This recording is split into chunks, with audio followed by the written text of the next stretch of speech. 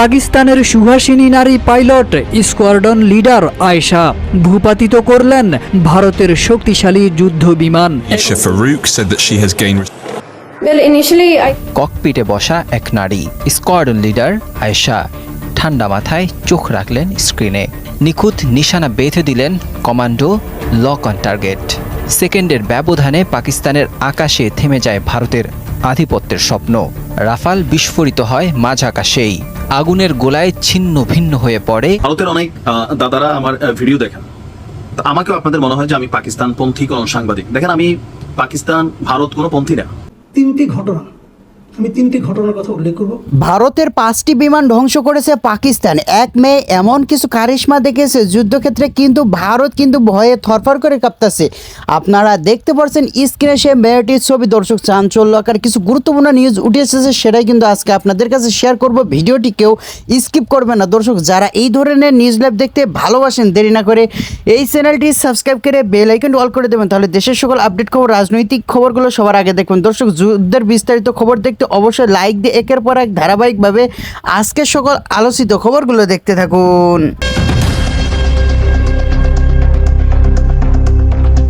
ধোঁয়ায় ঢেকে গেছে আকাশ, রাডার সিগন্যালে জ্বলছে লাল বাতি। পাকিস্তানের আকাশপথে ঢুকে পড়েছে ভারতের যুদ্ধবিমান রাফাল। মুহূর্তেই পরিস্থিতি বদলে যায়। সামরিক ঘাঁটিগুলোতে বেজে ওঠে হাই অ্যালার্ট। আকাশে উত্তেজনার আগুন, আর মাটিতে নিঃশ্বাস বন্ধ করে রেখেছে পুরো জাতি।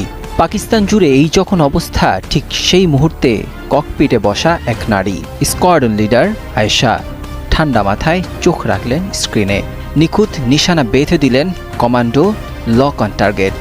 সেকেন্ডের ব্যবধানে পাকিস্তানের আকাশে থেমে যায় ভারতের আধিপত্যের স্বপ্ন। রাফাল বিস্ফোরিত হয় মাঝ আকাশেই। আগুনের গোলায় ছিন্ন ভিন্ন হয়ে পড়ে ভারতের রাফাল যুদ্ধ বিমান। পাকিস্তান জুড়ে তখন আনন্দের ঢেউ। কারা বলেছিল যুদ্ধ কেবল পুরুষের খেলা, আয়েশা যেন সেই পুরনো যুক্তিগুলো মুহূর্তেই গুড়িয়ে দিলেন। পাকিস্তানের সামরিক ইতিহাসে তিনি প্রথম নারী যিনি শত্রুর যুদ্ধ বিমান ভূপাতিত করলেন। এই ঘটনা যেমন সামরিক সাফল্য, তেমনি তা এক বৈপ্লবিক বার্তা। নারীরা শুধু ঘরেই নয়, দেশের গর্ব হতে পারে। থেকে শিখরে আয়েশার সাহসিকতার প্রশংসা ছড়িয়ে পড়ে গোটা বিশ্বে। যুক্তরাষ্ট্র, ব্রিটেন, তুরস্ক, বিভিন্ন দেশের সংবাদ মাধ্যমে প্রশংসা করে তার বীরত্বগাথা। পাকিস্তানের প্রধানমন্ত্রী নিজে ফোন করে অভিনন্দন জানান তাকে। প্রতিরক্ষা মন্ত্রণালয় ঘোষণা করে তাকে দেওয়া হবে জাতীয় বীরের সম্মান। বিপরীতে ভারতের মিডিয়ায় তখন হতাশা আর ক্ষোভের ছাপ। 5টি যুদ্ধবিমান হারানোর খবর ছড়িয়ে পড়লে দেশ জুড়ে শুরু হয় সমালোচনার ঝড়। পাকিস্তান দাবি করে 3টি রাফাল এবং 2টি সুখোই ও মিগ সিরিজের যুদ্ধবিমান তারা ধ্বংস করেছে। বন্দী করা হয়েছে পাইলটদেরও। সামরিক বিশ্লেষকরা বলছেন এটি কেবল একটি বিমান ধ্বংসের ঘটনা নয়, বরং পুরো যুদ্ধের মোরাল কম্পাস ঘুরিয়ে দিয়েছে এই অপারেশন। আর এই গল্পের কেন্দ্রে রয়েছে নারী স্কোয়াড্রন লিডার আয়েশা। এই আকাশযুদ্ধ প্রমাণ করল যুদ্ধের সাহস, দক্ষতা আর চিতার মতো মনোযোগী আসল অস্ত্র। আর আয়েশা সেই অস্ত্রেই হয়েছেন পাকিস্তানের আকাশরানী।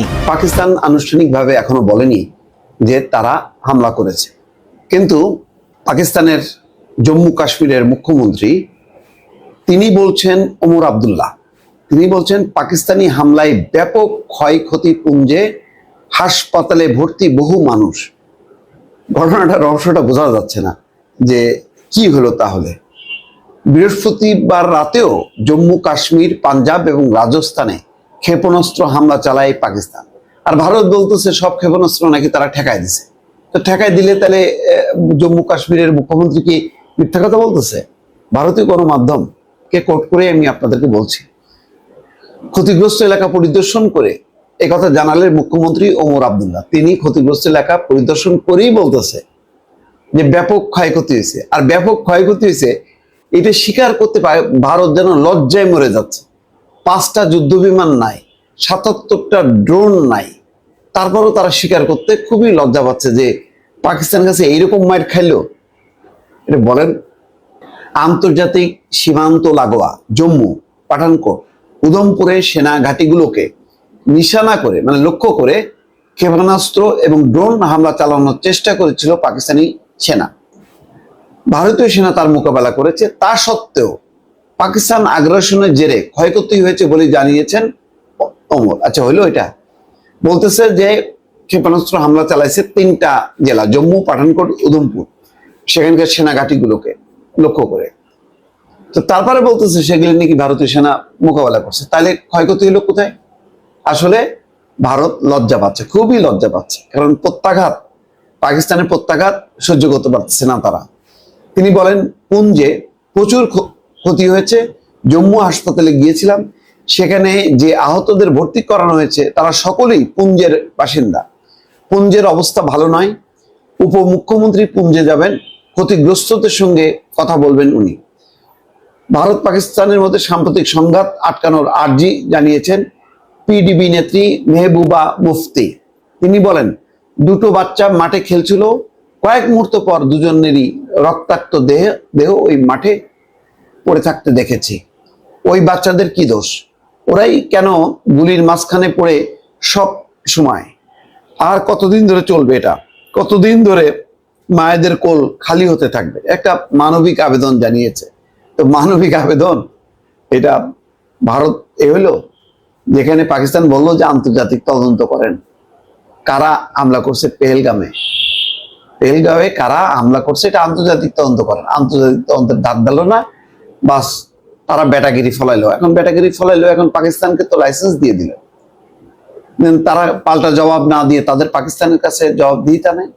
উনি নরেন্দ্র মোদী, উনি পাবলিকের কাছে হিরো হওয়ার জন্য চালাইতেছে, তো পাকিস্তানের শাসক গোষ্ঠী, সেনাবাহিনী, তারা কি জিরো হবে? ভারতের অনেক দাদারা আমার ভিডিও দেখেন, তা আমাকেও আপনাদের মনে হয় যে আমি পাকিস্তান পন্থী কোন সাংবাদিক। দেখেন, আমি পাকিস্তান ভারত কোনো পন্থী না, আমি বাংলাদেশ পন্থী।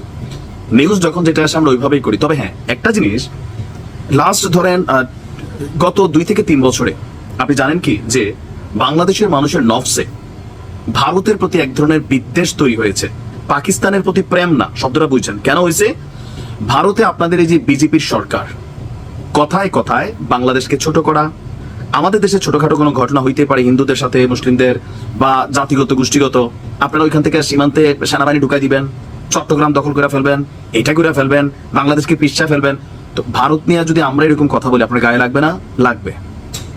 পাকিস্তানের প্রতি প্রেম না, পাকিস্তান প্রেমী আমাদের দেশে 71 থেকে আছে, কিছু ভারত প্রেমীও আছে।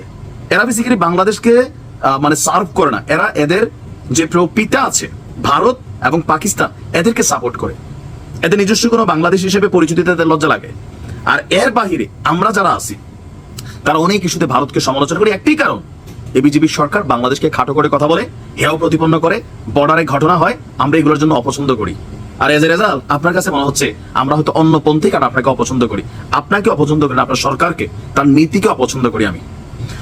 যাই হোক, ঘটনার প্রেক্ষাপট হচ্ছে, আমি যখন নিউজটি করছি কিছুক্ষণ আগে আপনাদেরকে একটা নিউজ দিয়েছিলাম যে রাতভর মোটামুটি প্রায় সারা রাতি জম্মু কাশ্মীর, আজাদ কাশ্মীরের বিভিন্ন জায়গায়, জেলা, শহরে, গ্রামে, প্রত্যন্ত অঞ্চলে গোলাগুলির ঘটনা ঘটেছে।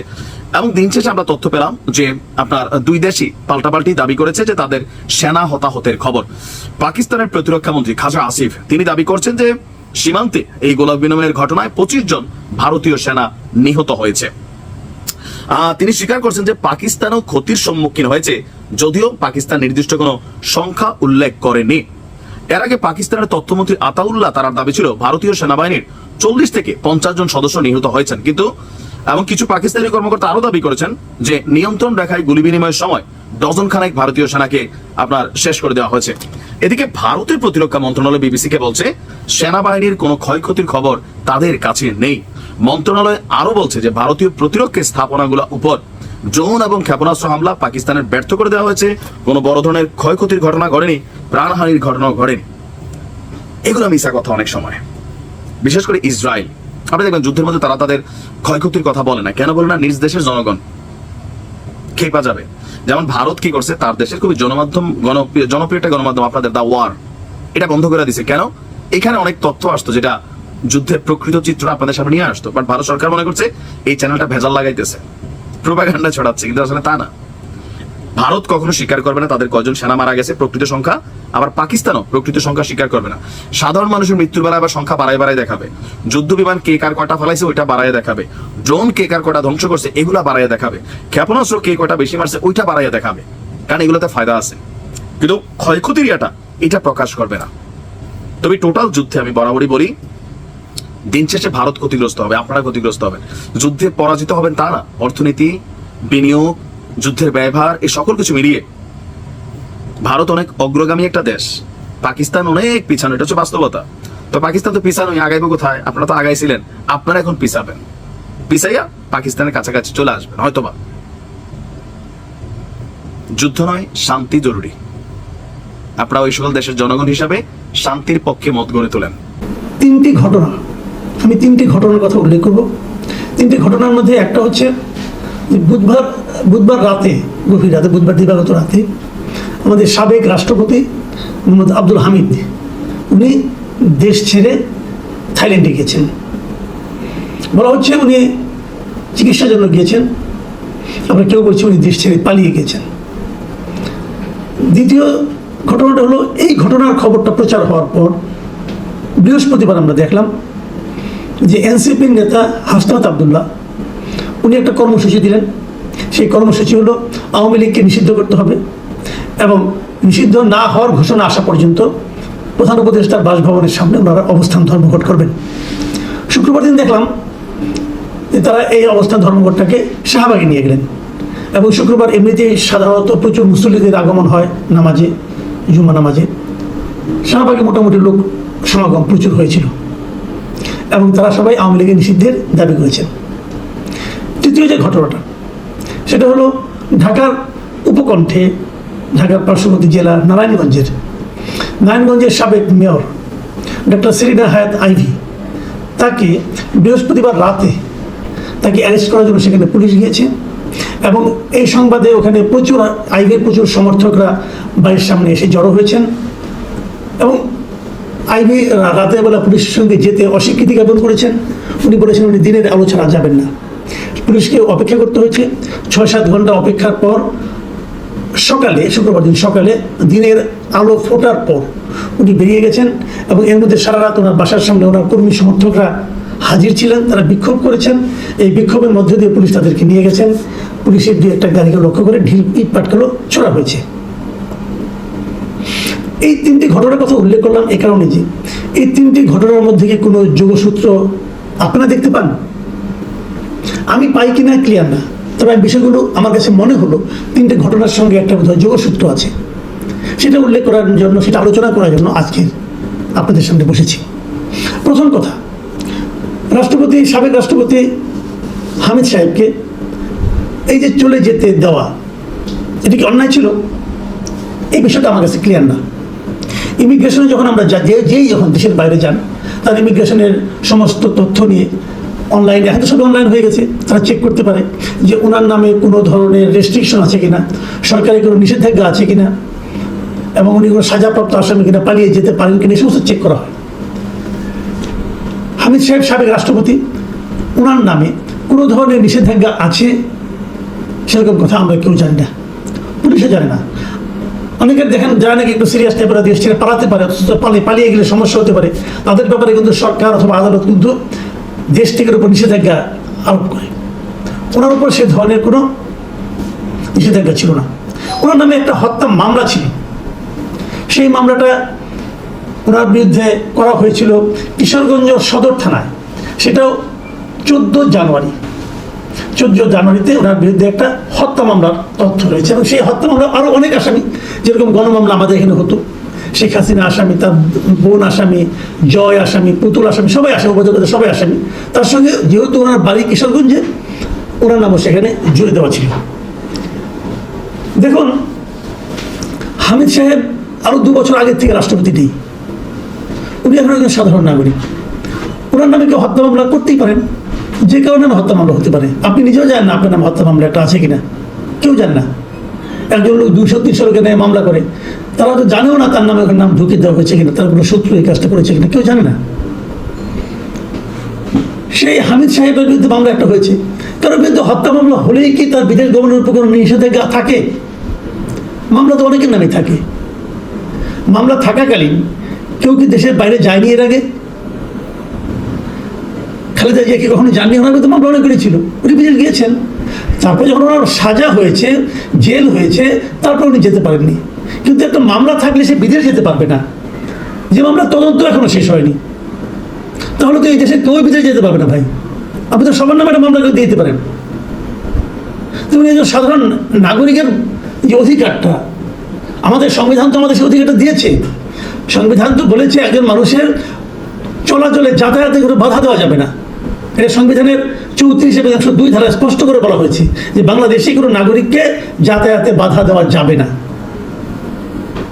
তাহলে আপনি যদি না তার বিরুদ্ধে আদালতে সুনির্দিষ্ট নিষেধাজ্ঞা না থাকে, তো ওনার বিরুদ্ধে কোনো নিষেধাজ্ঞা ছিল না তো। কিন্তু এটাকে অপরাধ হিসেবে বিবেচনা করা হচ্ছে কেন? এবং এটাকে অপরাধ হিসেবে বিবেচনা করে এরই মধ্যে একজন এসপিকে, আপনার কিশোরগঞ্জের এসপিকে এবং ইমিগ্রেশনের এসপিকে এদেরকে প্রত্যাহার করা হয়েছে কেন? তারা কি এই শাস্তির যোগ্য? কোন অপরাধে বলতে হবে? তাহলে হবে কি, আইন তো আপনি একই জনের জন্য একই রকম হতে পারে না। উনি আওয়ামী লীগ আমলে প্রেসিডেন্ট ছিলেন, অসুবিধা নাই।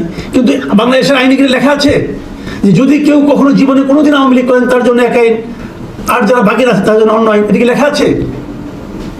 কিন্তু আইন উপদেষ্টা কি বললেন? আইন উপদেষ্টা যে ব্যাখ্যাটা দিলেন, এই ব্যাখ্যাটা আমার কাছে খুবই অন্যরকম মনে হয়েছে। ওনার বিরুদ্ধে কেউ কেউ অভিযোগ করেছিল যে উনি নাকি সাবেক প্রেসিডেন্টকে দেশ ছেড়ে চলে যেতে সাহায্য করেছেন। এই অভিযোগটা যে ভুল, মিথ্যা, এটা প্রমাণের জন্য আইন উপদেষ্টা নিজে ওনার ফেসবুক স্ট্যাটাসে লিখেছেন যে আমার মন্ত্রণালয়ের অধীনে আছে নিম্ন আদালতের বিচারকরা। আপনারা নিশ্চয়ই জানেন আদালতের বিচারকদের দায়িত্ব বিমানবন্দর পাহারা দেওয়া না বা কারো চলাচলে বাধা দেওয়া না। এই যে কথা উনি বললেন, এটাকে মনে হলো কি উনি বুঝে আত্মপক্ষ সমর্থন করলেন। উনি বুঝে বলতে চাইলেন যে এই কাজটা আমরা করিনি, আমি করিনি, আমার মন্ত্রণালয় করেনি। মানে কি কাজটা? ওনাকে যেতে দেওয়ার কাজটা। এটা তো ওনার কাছ থেকে আমরা আশা করি না। উনি বরং বলতে পারেন ওনার যেতে দেওয়াটা তো অবৈধ নয় আইন অনুযায়ী। উনি আইনের উপদেষ্টা, আইন মন্ত্রণালয়ের উপদেষ্টা। ওনার মন্ত্রণালয় বলবেন আইনের ভাষায় যে আব্দুল হামিদ সাহেবের বিদেশে যাওয়ার ব্যাপারে কোনো ধরনের নিষেধাজ্ঞা তো সরকারের পক্ষ থেকে দেওয়া হয়নি, আদালতের পক্ষ থেকে দেওয়া হয়নি। তাহলে উনি গিয়েছেন, তো অসুবিধাটা কি?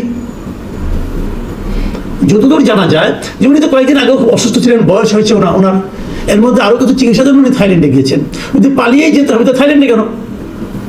থাইল্যান্ডে কি পালানোর জন্য খুব উৎকৃষ্ট জায়গা? তা তো নয়।